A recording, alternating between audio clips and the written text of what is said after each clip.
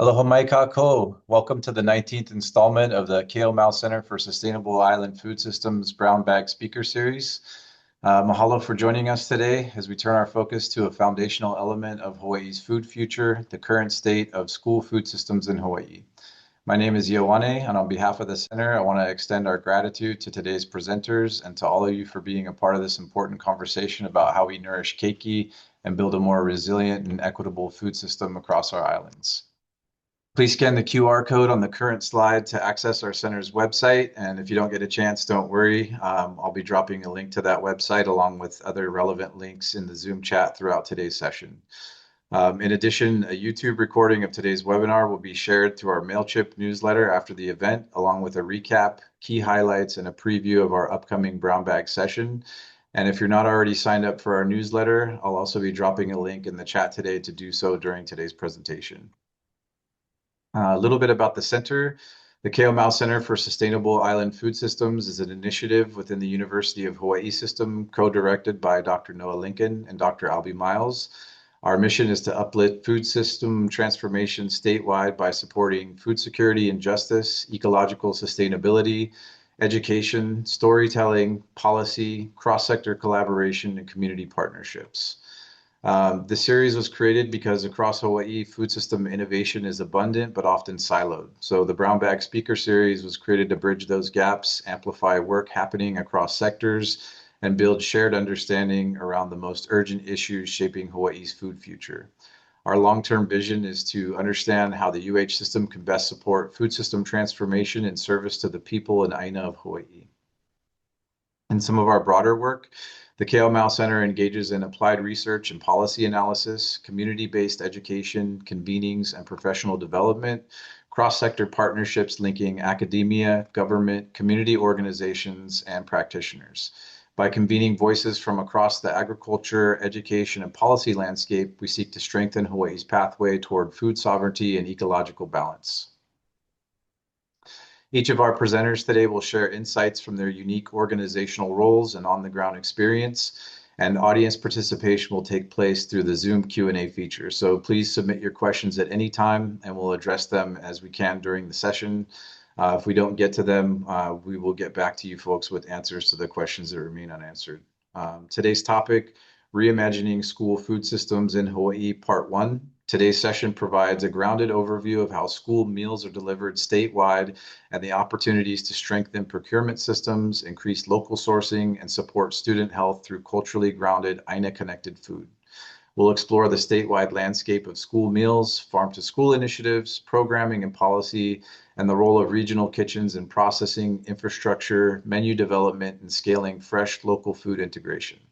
And this is the first of a two-part series. Part 2 will be held in January, where we'll shift toward the development of local food systems and supply chains to support increased local food purchasing and aina-based educational pathways that help keiki build their ono for local foods. A little bit of context around structural challenges and emerging opportunities. Currently, Hawaii's school food system faces persistent and well-known constraints, such as heavy reliance on imported foods, procurement rules, and supply chain gaps that limit local sourcing, aging kitchen infrastructure, and limited processing capacity. At the same time, some opportunities are accelerating, such as strengthened farm-to-school policy and procurement initiatives, growing statewide collaborations linking producers, schools, and food hubs, and investment in regional kitchens and infrastructure. Together, these opportunities create a pathway toward a more resilient aina-based school food system. Without further delay, I'd like to introduce today's presenters. We're honored to welcome 3 leaders whose work directly shapes the future of school food in Hawaii. We have Lydi Morgan Bernal, Farm-to-School Program Specialist at Hawaii Child Nutrition Programs in the Hawaii Department of Education. Natalie McKinney, Chief Operating Officer at Kōkua Hawaiʻi Foundation. Today, Lydi and Natalie will discuss the power and potential of farm-to-school as a vehicle for school food systems change, provide an overview of Hawaii's farm-to-school movement and key national trends, and review pivotal events, legislative wins, pre-COVID successes, and recent developments in our ongoing collective efforts. Up next, we'll have Anneliese Tanner, School Food Program Administrator in the Hawaii Department of Education, And Anneliese will offer a comprehensive look at the Hawaii Department of Education School Food Program, covering a few, these are just a few items she'll be covering: school food services, structure and statewide operations, meal planning, budgeting, sourcing constraints and legislative mandates, and opportunities for scaling institutional purchasing and strengthening collaboration. Her insights will help illuminate both current realities and the emerging systems that can uplift Hawaii's keiki and community. So with that, we're excited to begin today's conversation. Please join me in welcoming Lydi and Natalie. Aloha. Thank you so much, Ioane.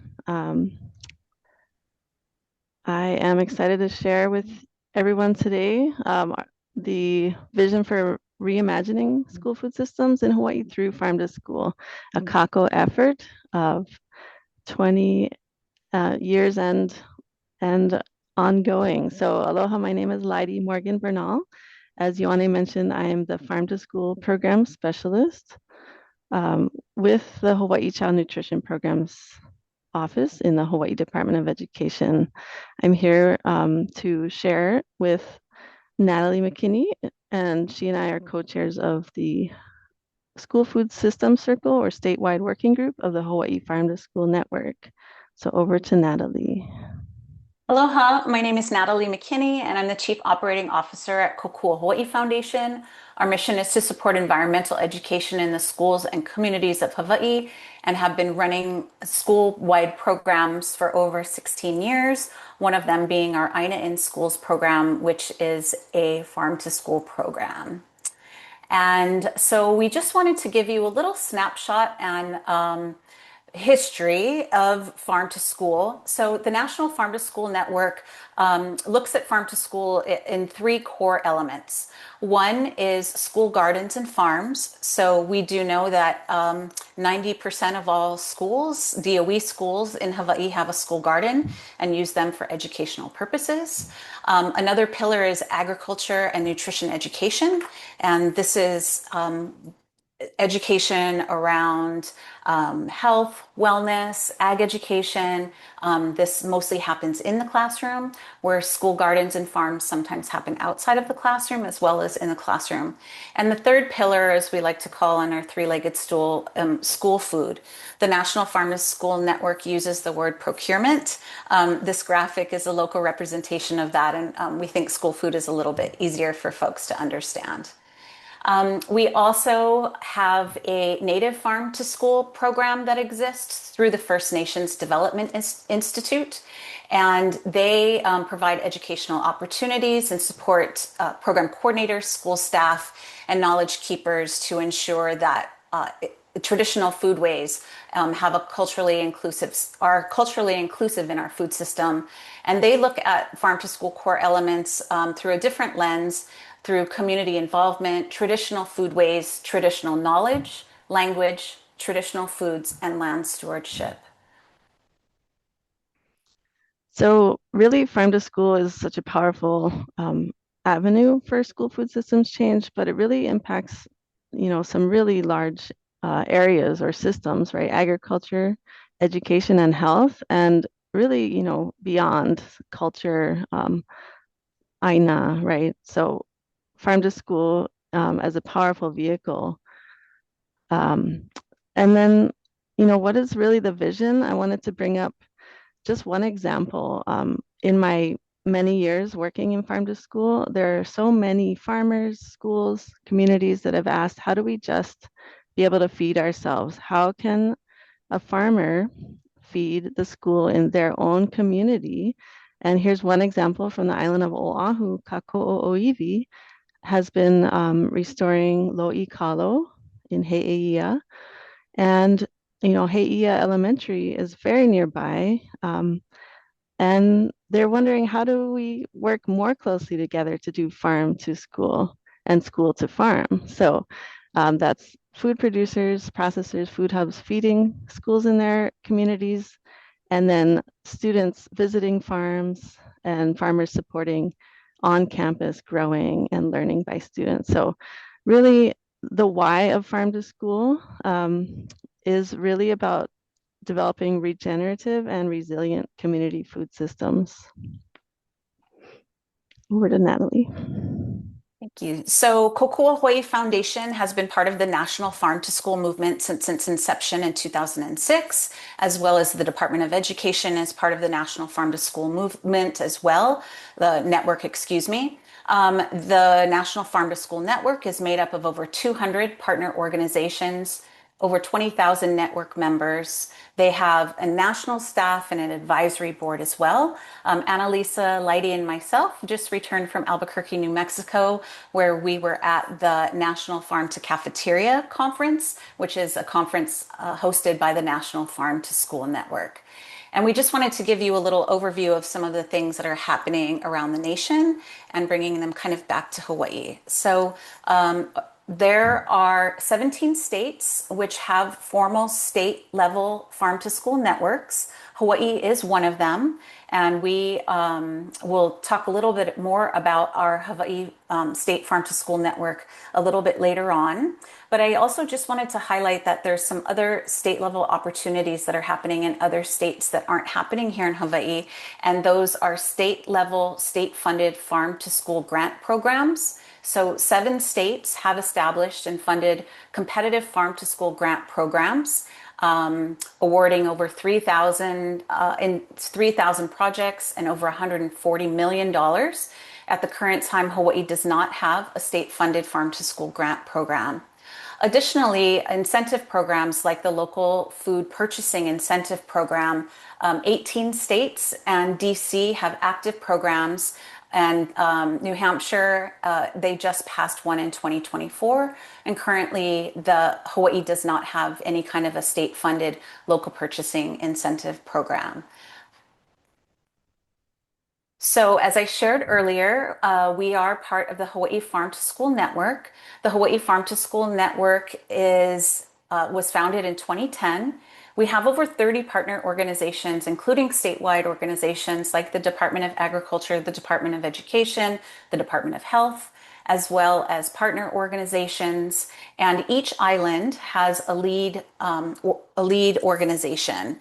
And we have over 60 participants that participate in ongoing efforts around farm to school. The National Farm to School Network has actually called Hawaii one of the most organized farm to school networks in the nation. They attribute a lot of our success in that we all get along and work really well together. And I think that that's just kind of spirit that we have here in Hawaii. And so the way that the Hawaii Farm to School Network operates is we have statewide working groups as well as island networks. And so we govern through a system called sociocracy, which allows everyone to have voice. And the working groups meet either monthly or bi-monthly. And those working groups include a school garden, curriculum, and professional development working group. We have a farm to early care and education working group, the Hawaii Youth Food Council and Adult Allies Working Group, a Legislation and Policy Working Group, and then we have a School Food Systems Working Group.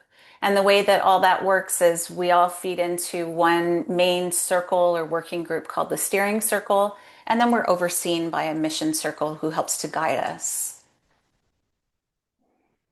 And our key areas of strategy or areas of work include Pilina planning, and farm to school positions and programming, youth involvement, so capacity building, really trying to help to build the capacity of farm to school throughout the state through a variety of different levers.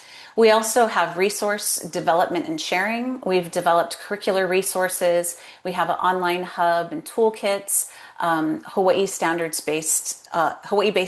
standardized recipes. When we were having some issues with rat lungworm disease, we actually developed a curriculum and had professional development to share best practices around mitigation of rat lungworm disease. And so we're always ready and able to pivot when things come our way that kind of may impact farm to school. We also offer professional development, so that includes workshops, webinars, and professional development credits and courses for Department of Education teachers, and those happen statewide. And then we also work really hard on policy development and advocacy through our policy and advocacy working group. We assist with tracking bills as well as rallying our networks to be able to support bills that we feel might push our local farm to school movement.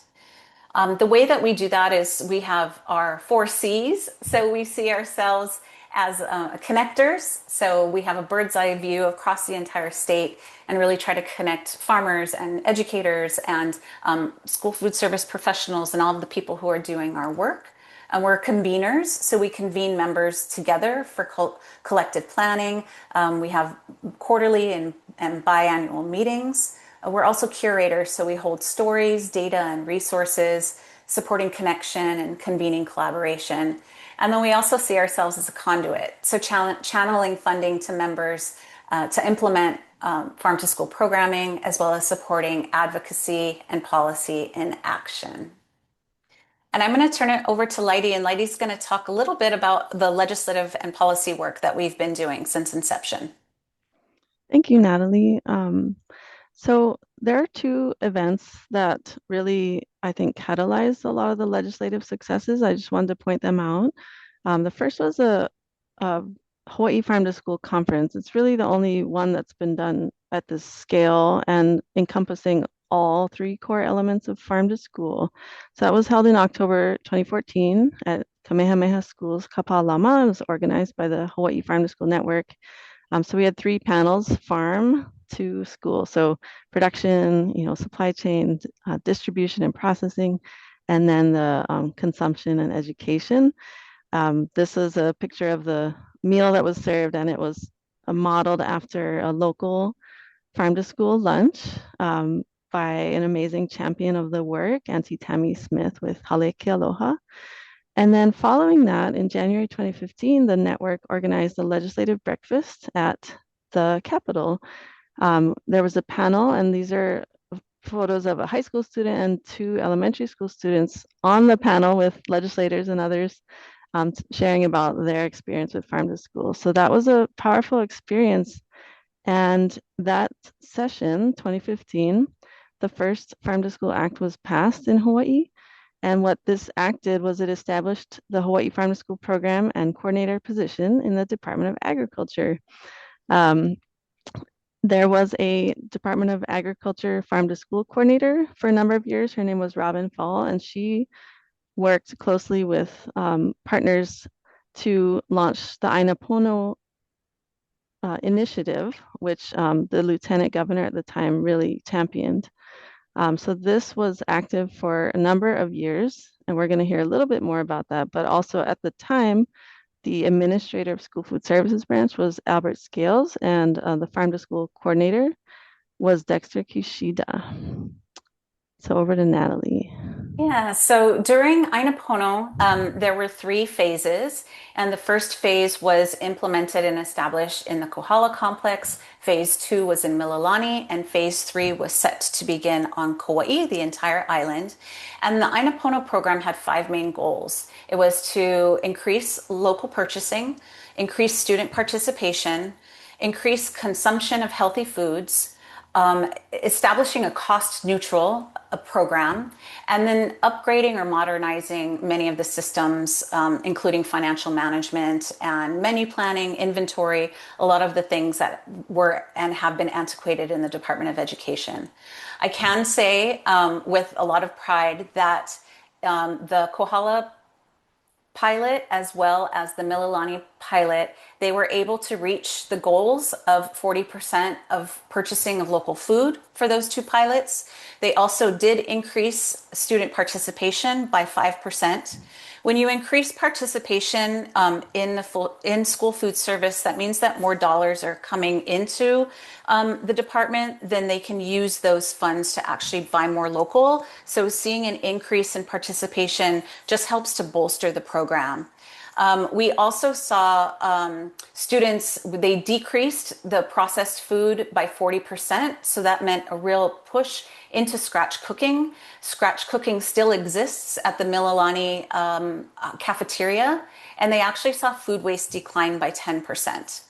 One thing around the cost neutrality over time is that each school cafeteria does not manage their own P&L. So the entire system, each cafeteria is seen underneath the school food service branch. And so devising cost neutrality, we identified as an opportunity for growth in this area. And systems modernization was also something that was not at the time. Great strides were not put into place during that time. We did, however, see tremendous opportunities and kind of started to peel down the onion, if you will, to see what was possible. And I know Anneliese will speak to some of these things in her presentation. So the Aina-Pono program was from 2016 to 2020. The pilot included scratch cooked meals, as I shared. The plans were to go and do the entire island of Kauai between August 2019 and December 2019.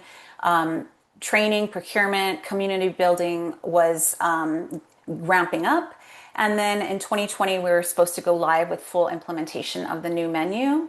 2020, as we know, was the year when the COVID pandemic happened. So the program was essentially put on pause. And we also, during that year, saw the vacancy of 2 key positions, including Albert Scales, the school food service branch administrator, in August, and then Dexter Kishida, the farm to school coordinator, in December. So during that time, we saw menu development, training of cafeteria staff, data tracking, waste management, as well as waste management tracking, supply chain development, procurement innovation, community outreach, as well as nutrition education. Just a little bit about Aina-Pono. I'm going to kick it back to Lydi. Thanks, Natalie. So we wanted to highlight a few more of the legislative wins for farm to school and the movement. So as you know, education is critical to the success of farm to school. We need to build pilina of students with their food through gardening, education, tastings, farm visits. So part of that work was looking at the spectrum of preschool through post-secondary agriculture education. This was a Senate resolution passed in 2015 and resulted in the convening of a working group for 33 years with 50 partner organizations and a final report to the legislature in 2019. So this is an excellent document and framework that was developed to say, how do we support every student to have access to ag education, at every level, and the resulting fruits of that effort here in this graphic, including, more food producers and then just ag-informed society. Bills to fund a P20 Ag Ed coordinator position had not succeeded thus far, but this work remains important. In 2017, Act 10 was passed, establishing October as Farm to School Month in Hawaii in perpetuity. It's also at the national level, October is National Farm to School Month.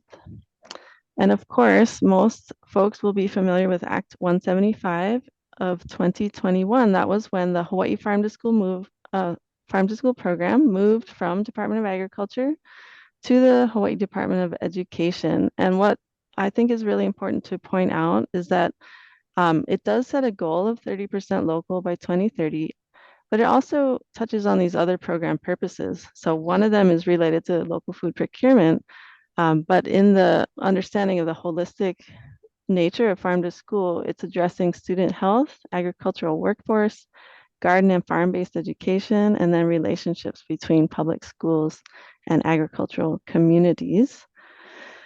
That same year, a farm to state bill was passed, or farm to state institutions, and then amended the following year to only apply to 5 state agencies. Those are listed here, including the DOE.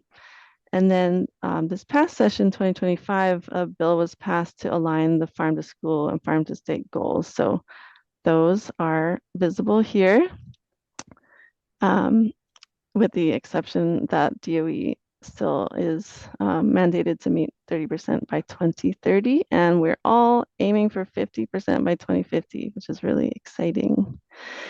This is a quick look at Hawaii Child Nutrition Program. So this is where my position is housed, and I'm just about 1.5 months into the role, so I'm learning a lot, but we are the state agency for administration of USDA child nutrition programs.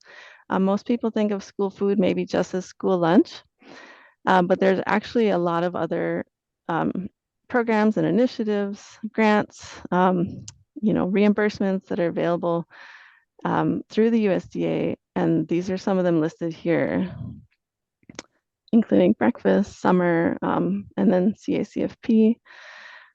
Most people might also think of the DOE when it comes to school food. This is to show that the DOE, School Food Services Branch, is one of 21 school food authorities that participates in NSLP and therefore has access to other USDA programs. And this is a snapshot of the number of schools and sites and then the enrollment. So as you can see, DOE is by far the largest. We also do have the 19 charter schools covered by 17 school food authorities with a population of close to 7,000 students. And, CACFP, which reaches early child care and education sites, also has a number of sponsors and many more sites. All right. Right, so that brings us to the most recent school food systems developments in Hawaii. As many of you on this call have been engaged with the with food systems and moving the needle on that, you probably are all part of the Transforming Hawaii's Food Systems Together program. And through that initiative, statewide food systems working group, or Act 239, was established this past legislative year. Additionally, we have the Nourishing Hawaii's Future and the DOE Regional Kitchens vision and legislative investments. This is balancing with community level resilience and community led developments like food hubs and investment in farm to school education. Some of the supporters of Nourishing Hawaii's Future and the regional kitchens are DBED and ADC. There's also positions that are being established recently, a commodity coordinator. And we're very, very, very pleased to share that School Food Service Branch Farm to School Coordinator position was filled 2 years ago after 3 years of being vacant by Weston Yap. And we're even more excited to announce that the School Food Service Branch Administrator position has finally been filled after 5 years of a temporary assignment. And I'm more than honored and just so pleased to introduce Anneliese Tanner, Anneliese, who's going to tell us all about everything that's currently on her plate. Thank you for being here.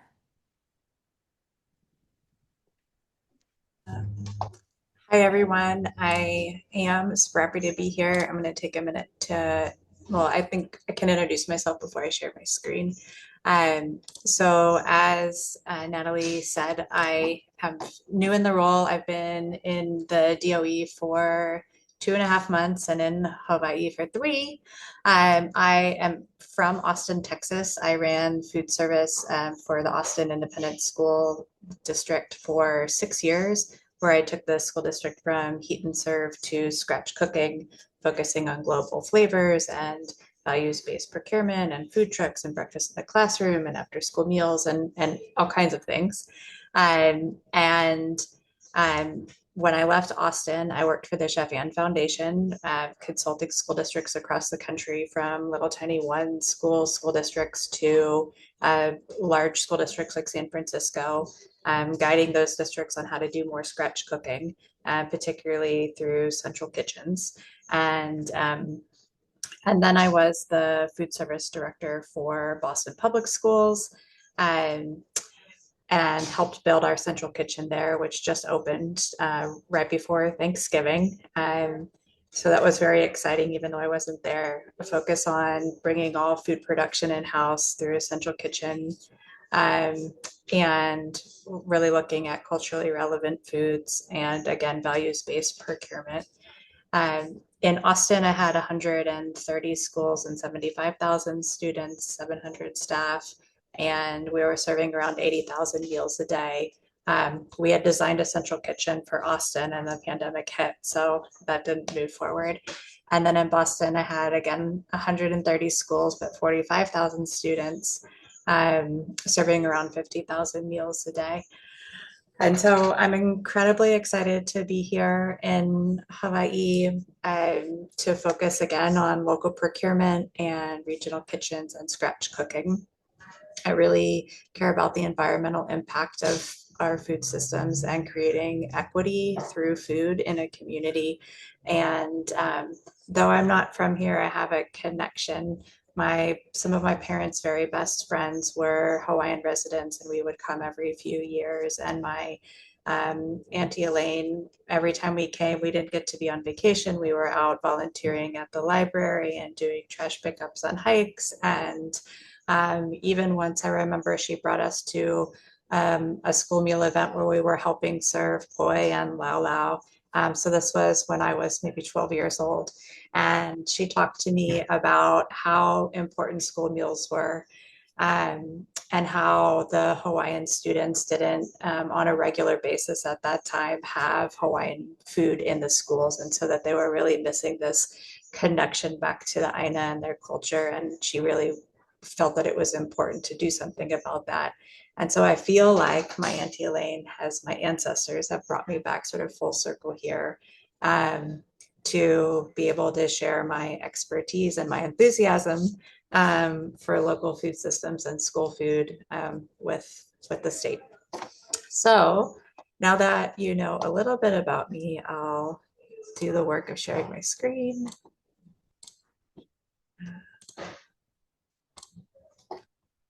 Okay, so I'm supposed to talk a little bit about the structure and the role of food services statewide. So if you see on the internet, it says that our role is to serve nutritious and affordable meals to our students. And we also do so much more than that. Our role is to help create welcoming spaces and a sense of belonging for our students. It's to help develop healthy habits and model the sense of community. We're teaching our students through the cafeteria and through our menus. And so while we are, sometimes we say, the largest restaurant chain and also the largest or one of the largest food access programs in the state, we're doing so much more. We're currently serving around 107,000 meals a day. So, no small feat. We have a little over 1,200 staff working in our kitchens. And so those are our incredibly talented school food service managers, our cooks, our bakers, our drivers, and our CAF helpers. And then additionally, we have meal clerks who are staff in the schools that come down and help run the register. I'm trying to avoid our food service jargon, our point of sale, and our counting and claiming. So we have a lot of engagement from our school communities as well. We have 21 central staff that help to run our programs and to support those our kitchen staff. And so that's made up of our district supervisors, our program specialists, which are our dietitians, our farm to school coordinator, data analyst, training coordinator, supplemental programs coordinator. We have a procurement team, so procurement and supply specialists. We have a commodities and distribution assistant. An entire accounting section is needed because we are a very large fund and basically a business that we're running here in the DOE. And then we have a free and reduced meal application processing section. So the staff that help make sure that our students who are qualified for meal benefits receive them. And then we have our administration me and then two managers, and administration manager, and then our operations manager position is vacant. It just posted, as did a contracts assistant. And then we have a couple supervisor positions who oversee the kitchens on the neighbor islands, and one here on Oahu that are all open. So please go in and apply or share with your friends. We need to fill out our team with people who are super excited about creating equity through food in Hawaii. We also have our management and menu committees, which I think are an important piece of the way that we operate our department or our branch. And so those committees are made up of our school food service managers, and they work on the SOPs and the branching between the central office and the kitchens. And then obviously the menu committee helps to write the menu. We have around 106 schools offering free meals through the community eligibility provision, which means that at those schools we have a high enough percentage of students whose families receive SNAP benefits, so that we are able to offer free meals to all students without any paperwork at those schools. I think it's worth sort of flagging for everybody that as the rules around SNAP have changed and we see it potentially harder for families to qualify for those benefits, there's very much likely going to be an impact to the number of schools where we're able to offer free meals for all students. The state is really working towards universal meals to make meals free for all students, regardless of income, and to make meals just a regular part of the school day. So this year, all of our students who qualified for reduced price meals under the federal program were able to receive, or they're receiving meals for free. And then next year, students who qualify as ALICE, which is an acronym for long bit, that means 300% of the poverty level or underneath, those students will also eat for free. So the reduced price meals, that qualification is 185% of the poverty line. So we're really closing this gap of families who don't qualify for meal benefits under the federal programming, but we do know are still struggling to be able to pay for meals on a daily basis. So really excited that the state's moving in this direction to make school meals part of the regular school day for as many students as possible. I have this little graph here. It shows that we serve around 20,000 breakfasts a day and then around 80,000 lunches. We have about 7,000 snacks in there. That's where that other 7,000 is. But for us, for me, 7,000 meals isn't very many, so I did make the chart. So when we think about and look at what our kitchens and the structure is across the state, most of our schools are standalone kitchens. They do their prep on site for their school alone. We do have 41 kitchens who are working as a mini regional kitchen or as a production kitchen, and they produce food for 56 schools where they're generally where either we don't have a kitchen or facilities, or the enrollment or the participation is so low that we're unable to staff the site based on the financial piece. And so as we'll get into talking about the regional kitchen, the state's already been operating this model on a much smaller scale at many schools. Okay, so then I was going to talk a little bit about budgeting constraints. And so I was asked to talk about menuing, but I changed the order because I think the budgeting comes first. So in 2024-25, we were spending $8.07 a meal. And I do want to say, just for like the real school food lunch nerds out here, this does not include our USDA commodity value. So if you've seen different numbers, that's where the difference is, because I was pulling directly off our financial reports. So we spent, which don't include the commodity value. So we spent $8.07 a meal in 2024-25.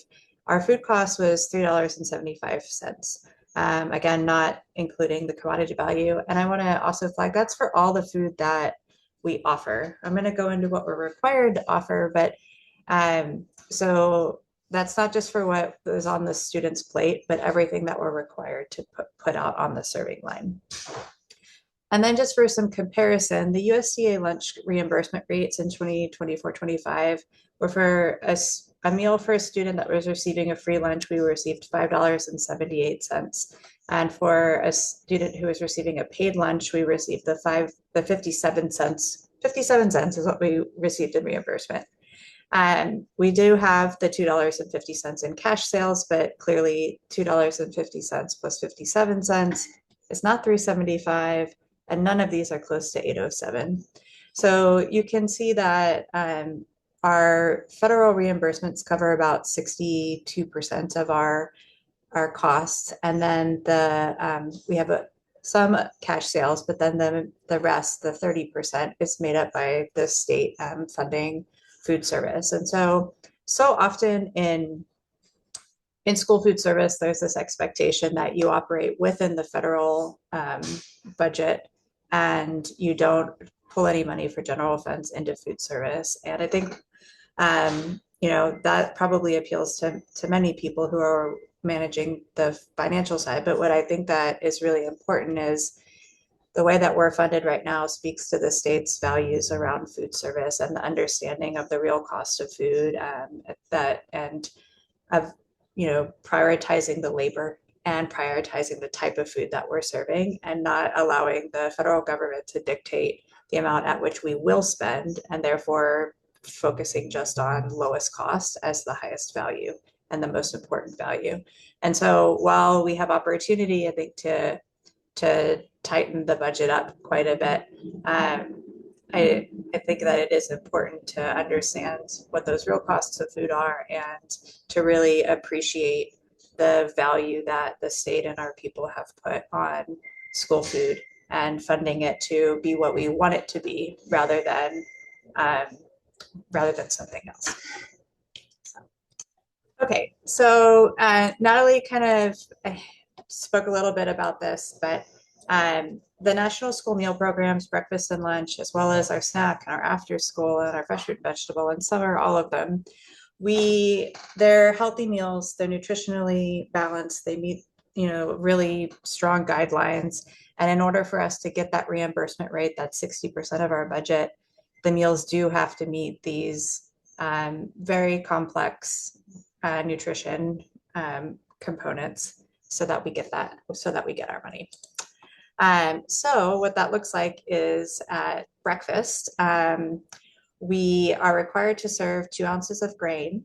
And so often we hear, because of the sort of current food trends, we hear, okay, there's so many carbs at breakfast. And that's actually because that's the meal pattern and what we're required to do.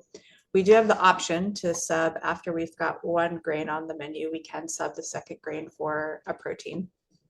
And then we do have to offer fruit or vegetables. And then we also have to offer milk. It's important to know that the kids don't have to take milk, but we do have to offer it. It's its own component within the school meal programs. And so students have to take at breakfast 3 items. So that's usually the entree and then the fruit. And one of them has to be the fruit. So at lunch, there's 5 components. There's our protein. We have to offer 2 proteins, 2 grains, 2 ounces to credit. We have to offer a certain amount of fruit and a certain amount of vegetables. And then there's a certain types of vegetables that we have to offer throughout the week called vegetable subgroups. And then we also have to offer cow's milk. So we have to offer all of these things. That $3.75 has to cover all of this. The students don't have to take all 5 options, or when we offer 2 fruits and 2 vegetables, they don't have to take all 7. They have to take a minimum of 3, and 1 has to be a fruit or vegetable. So this makes it much harder to figure out what the menu is going to be than just coming up with, what you might find on a blog to pack your kids for lunch. And then in addition to this, there are calorie minimums and maximums for each grade level that we have to operate within as well. And so, sometimes we hear like the kids would like to have larger portion sizes, and we actually can't offer larger portion sizes of certain items because of the calorie content and the calorie restraints that we have to follow. So I thought I would talk a little bit about all of the other components that go into menu planning. So we want to look at, because it's incredible, I'm just like even already overwhelmed looking at my own slide of like how complicated it is to plan our menus. And so we can never get it 100% right for every person and what they value most in this list. And we try awfully hard. So in addition to those nutrition regulations, we're looking at participation and our take rates. We really want to be feeding our students. That's what we're here to do. We want to make sure that they like the food. And so we measure that by how many kids eat each day. That's our participation. And then we're looking at not just the total number of kids who eat each day, but then what are the take rates? So out of all of the meals that we served, how many of those students took the broccoli, or how many of those students took the entree versus the salad? And so making sure that our meals sort of hit some minimum targets for both participation and take rates. And I guess I should back up. I meant to put in a snapshot of our current menu. So currently, most schools offer one entree per day, and that meal pattern that I went over. And it's the same menu across the state.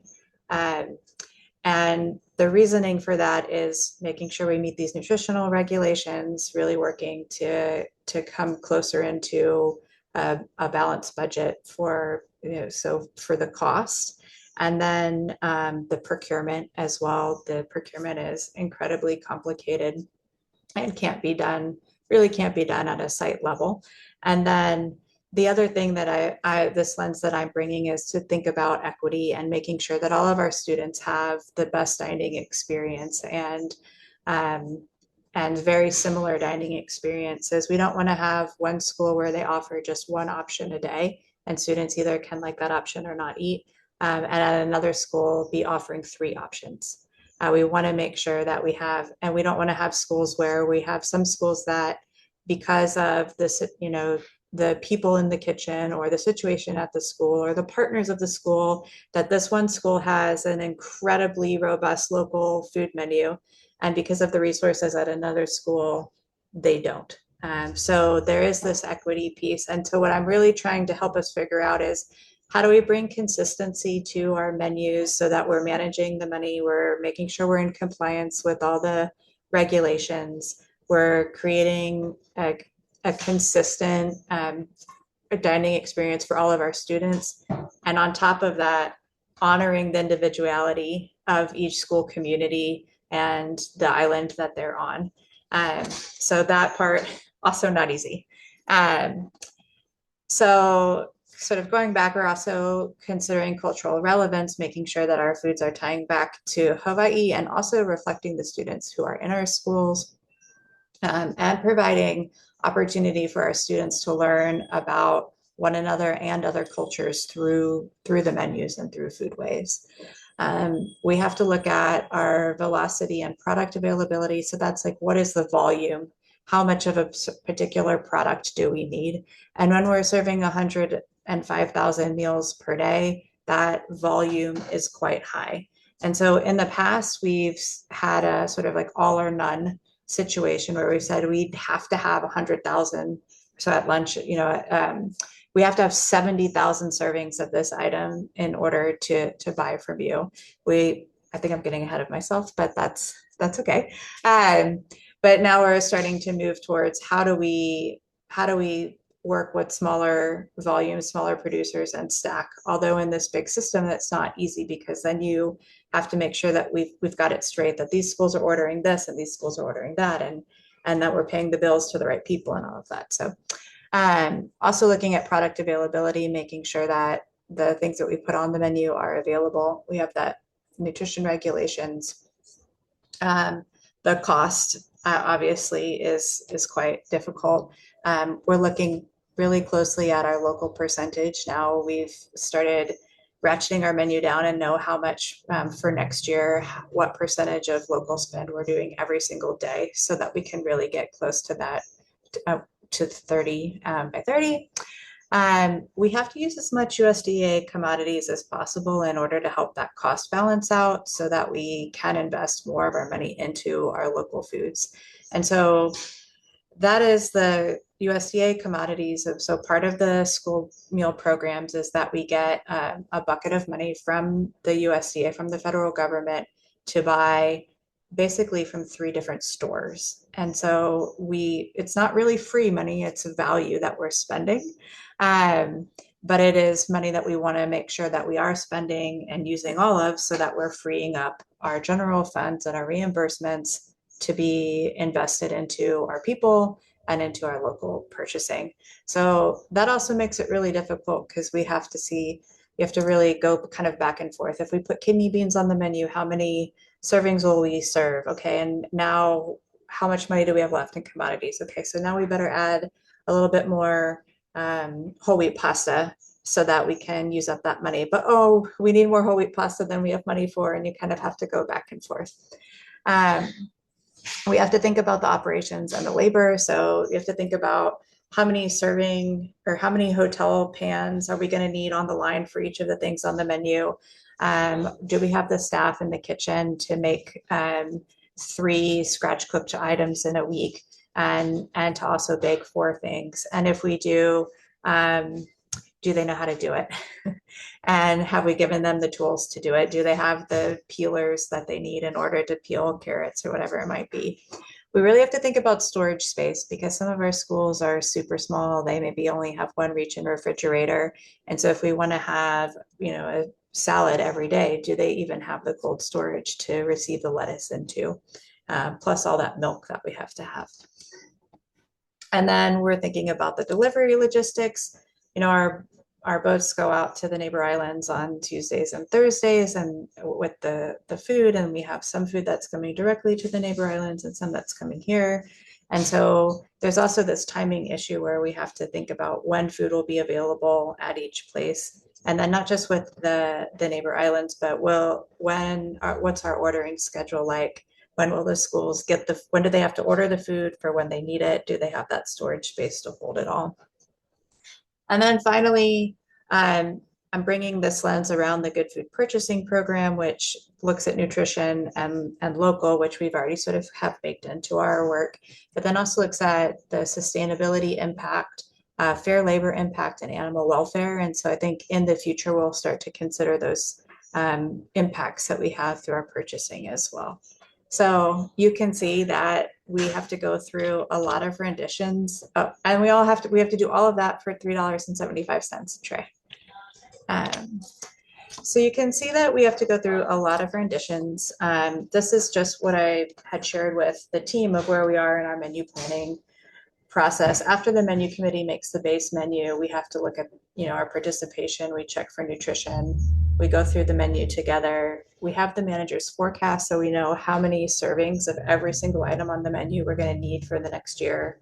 We have to pre-cost the menu. Once we know the cost, we have to go back and make adjustments. We're confirming that we have for next year at least 18% local spend. Then we've got to readjust the menu to make sure we get there. We're confirming those commodity projections. We adjust the menu again. We double check that everything works for the operations and that that storage space. We have to redo the menu again.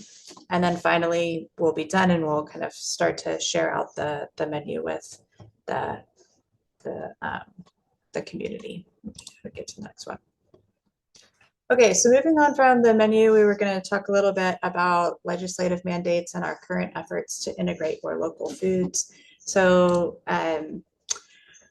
we're going towards this 30%. We have 3 strategies: our new menus and training for our school cafeteria teams.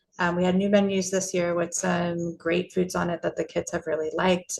Going into next year, we're going to be offering 2 entree options every day at every school, sort of making that consistent menu across the state. So an animal protein and a plant protein entree, and then we'll have a salad as well every single day for students to choose from. And that salad helps with the local spend. We have our regional kitchen model to help streamline our meal production, and then we're working on reforming our procurement so that it's easier for us to buy from our local producers. So let me see what it's going to say here. So culinary training is a big part of this. We have to make sure that our staff have the skills to do scratch cooking, because you have to scratch cook when you get local foods, because we're bringing in these ingredients. So we're working with the Culinary Institute of America and the Culinary Institute of the Pacific to train all staff over the next 2 years. We've already had 1 cohort go through the training. And so we have this training plan that doesn't seem to have a lot to do with local foods, but it is pretty important. Currently for our menu, we have special monthly menus that highlight a local dish. We have a couple ulu dishes on the menu, as well as local beef and some other produce items. We're participating in the Local Food for Schools program with HCMP. And so we have some more local dishes on the menus at schools that qualified. And then we did offer salads as an option that schools could opt into this year, and then next year will be required. And that's the opportunity for us to really build on local lettuce. We do have a couple key crops that we're working on. So our poi bid just went out. Weston worked really hard to get that out on the street. We're tracking every week how much local lettuce we've served, and really working to try to change where the lettuce is being sourced from. And then we're starting to really explore fruit so that we can offer local fresh fruits, which volume and processing capacity, as well as, you know, GAP certification and the food safety. Those are all making the fruit piece a little bit harder than we expected. But what we did is we looked at our top 20 items, the items that we spend the most money on, and we're really targeting those items, so we're making the biggest impact. And so that's where we spend a lot of dollars on apples and oranges, and so we want to transition those to fruit, to local fresh fruits, and then lettuce, and then we have our pork and beef that we're working on. And you know, with the pork, we have a little bit of a constraint about the processing time that and the capacity that our processors have. The regional kitchen is a big tool and a big key to doing more local procurement or local foods in our menus at scale. And then on the procurement side, we're now just starting to really take advantage of micro purchases. We have 3 schools in the last 2 months that have asked if their gardens can sell to the school kitchens. And as long as we're spending under $5,000, we're able, in a whole year, we're able to work with a vendor for these micro purchases. And so at this time, we're doing that with our school gardens and the groups that are, if we have a third-party nonprofit that's running the garden or the farm on a school campus. So wading into those, you know, using the micro purchase procurement method, so that our kids can have really hyper-local food and have this place, the cafeteria gets to be a place where they showcase their talents. And then we're working on utilizing the state-allowed $250,000 for local purchases and a simpler form of procurement there, so that we can bring in some local produce that's not currently on our other bids. And then we're going forward, we'll be including a statement 30% or 30% requirement for all of our new produce contracts. And we do our produce contracts right now, actually all of our food contracts, by an IFB, which means we list out each line item. And in the past, we've awarded the whole contract to one producer. And so we're working towards being able to award by line item, so that producers who would be able to deliver to us, but maybe not everything that we need, have that option. So a lot of updates to the way that we're doing our procurement. I thought I'd just stick this farm to school plan in here for folks who wanted to see the report and the rest of the sort of the educational piece, very much obviously the food piece. And then finally, I've talked about the regional kitchen. I mentioned it a bunch of times. This is part of the Nourishing Hawaii's Future. There's a great documentary, called Kuleana, just came out last week in the one of the episodes. I'll put it here. And I just see that I'm like at time. So even this is like the most exciting part. The regional kitchen is going to be in Wahiawa in Central. We'll start out servicing LMW, Leilahua, Miliani, and I can't remember. But LMW at doing 15,000 meals a day, then scaling up to 30, and then eventually 60, serving all of Central and Leeward. Oahu. And this is a way that we can have basically sort of like a food hub. Farmers can do one drop where we can aggregate foods and then we serve them up. This shows the foods individually wrapped, which is not how we will do it. It will be bulk foods that go out to our finishing kitchens and get heated and finished at the sites. So we're doing this so that we can do like more appealing and scratch cooked foods at scale, really taking advantage of the volume. And so like from the financial perspective, being able to do more local products because we are scratch cooking, and we can have, you know, a couple people make the food for 80 schools instead of 80 people making the food one at a time and having that food waste piece. And then this also lets us have, you know, support our facilities so that we don't have to do as many renovations and repairs, and then can continue to invest in the quality of the food. This is the first of 7, so we have a plan to scale this production method and service method across the state. And this is just like I was going to talk a little bit about the training that we were doing with this to prepare our staff for this new model. And then here's just like a couple of the commodities that we'll be bringing in at scale in the central kitchen. And then where we are, we're looking for a regional kitchen manager. So please send any recommendations my way. We're creating the 26 positions for the kitchen. Our menu is complete and we're working with DBED on making sure we match up commodity volume so we can bring in the amount of local food we need and that our menu reflects the foods that we have here in Hawaii. Phase 1 breaks ground in January, so the construction is just about to start. And then we're getting our schools prepared for this new service model. I'm really sorry that I sped through that last bit, which is probably the most interesting for everybody, or at least for me. So. I'm so sorry. I wish we had an hour and a half for this webinar. There was so much information packed into this, and I just wanted to honor everybody's time, but make sure I mahalo all of you. Lydi, Natalie, and Anneliese, thank you so much for this.